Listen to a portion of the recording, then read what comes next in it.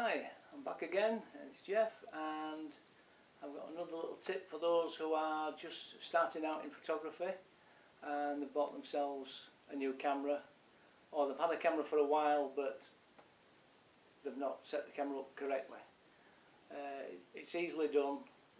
As I said in the previous video, the information in the manual is staggering, the amount that's there, and things tend to get a little bit overlooked. What doesn't seem important.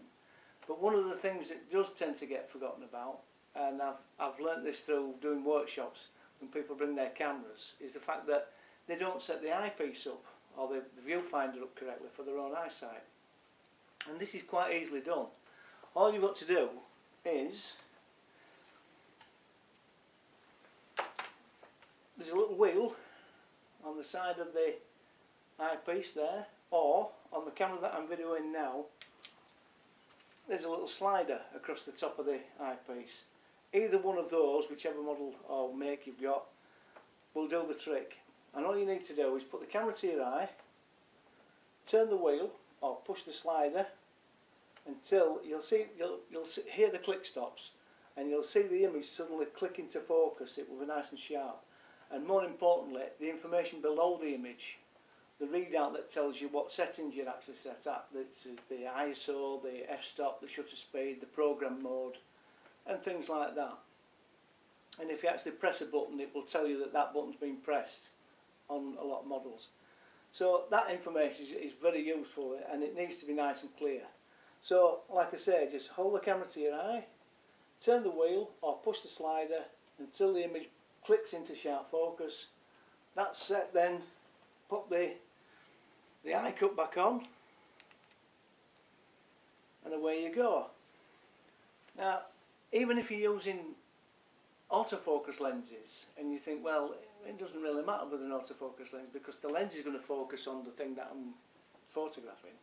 Well, yes, it will, but if the image is so blurred that you can't see the little details, there could be something in the edge of the frame that creeps in, like a little tree branch, or somebody could be stuck behind somebody that you think is clearly there but they're not.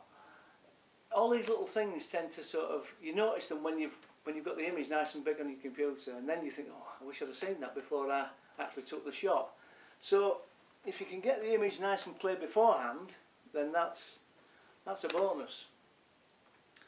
And it's much better, I think. I don't want manufacturers to take viewfinders from cameras. They've done it on compacts, and they're notoriously difficult to focus with a back screen. When that's lit up in bright daylight, it's very difficult to actually get a clear image, and that's where all the details that creep in at the edges that you never notice because you can't see them. But if you have a viewfinder and everything else is blacked out apart from what you're actually focusing on or photographing, it's much easier to see these little details that will spoil your image. So I hope that has been of use to you, and you can nip away now and get your camera and have a little bit of a tweak. Your camera may not have any adjustment on the eyepiece. It all depends on the make and model. The only other way, sometimes you can actually have lenses that you can buy that will clip on the outside, and that will increase the magnification of the eyepiece as well. So that's another little tip that you can do. But most DSLRs, and I think one or two bridge cameras, have this adjustment. So like I say, I hope that's of use, and I shall be back with another little tip in a short while. Okay, I'll see you later. Bye.